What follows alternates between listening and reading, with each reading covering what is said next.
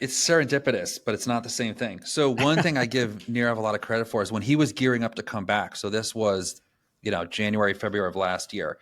And for those of us who witnessed kind of founder mode spill out into Silicon Valley Twitter, that was really last summer. So a few months before this, when Nirav was getting ready to come back, he had this great insight. He's like, someone must have looked at this before. Founders have come back before. Like, what can I learn? And again, he hadn't totally come back, but it was imminent.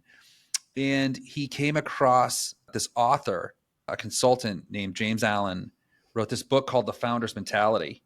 And what he and his firm had done was studied thousands of companies. It really tied to business performance.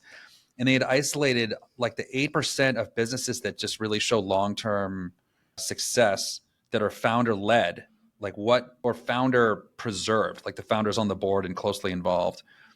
What were the consistent themes? And so he put forward this, he wrote this book. It's this great framework called the Founder's Mentality Framework.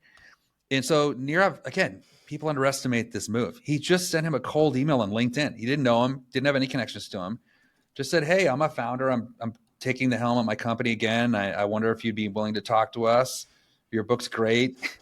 But you guys ever send a cold email on LinkedIn? You're like, no chance anything comes back, right?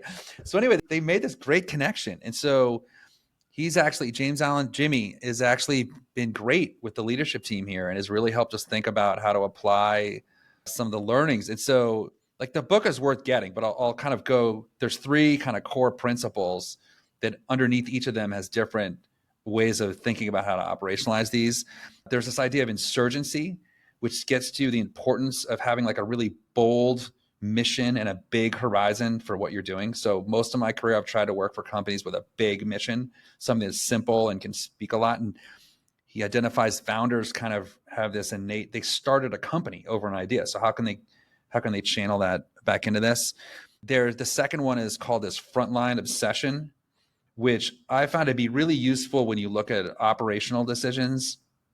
A lot of times when companies scale and make mistakes, it's because they've gotten too far away from their customers or their users. Like the stories and the data and information has to travel too far to get the decision makers. So the Frontline Obsession is about going straight to the people who are hands-on keyboard with the buyers and users of your product. And then the third one is the owner's mindset. So I think it's a little more straightforward. Half of every tech startup has act like an owner as a company value. We're one of them. But what I found useful, because that's a value that just gets abused. What I mean by that is people throw it around to just justify any type of behavior. He's really clear.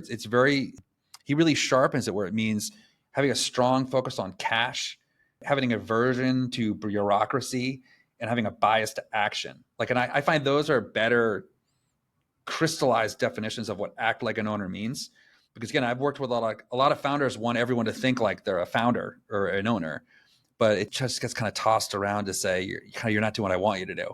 And I found these definitions really helpful. So anyway, this framework really helped us put a lens on everything we're doing and how to really sequence and prioritize how we're going to think about everything from culture to operations with this goal in mind of how do you get the energy back from being a small early stage startup when you're an older public company that's working at a bigger level of scale. It's been really, really helpful. And what was interesting, Steve, to your question is we're a few months into this work when founder mode kind of spills out and everybody's talking about it, right? And what was really visceral for me is I couldn't really get a good explanation of what anybody meant, except for it when you see it, at least in the early iteration. And I think that I've never spoken to Bryan Chesky, but I think he spent more time on kind of fleshing out what he meant by that.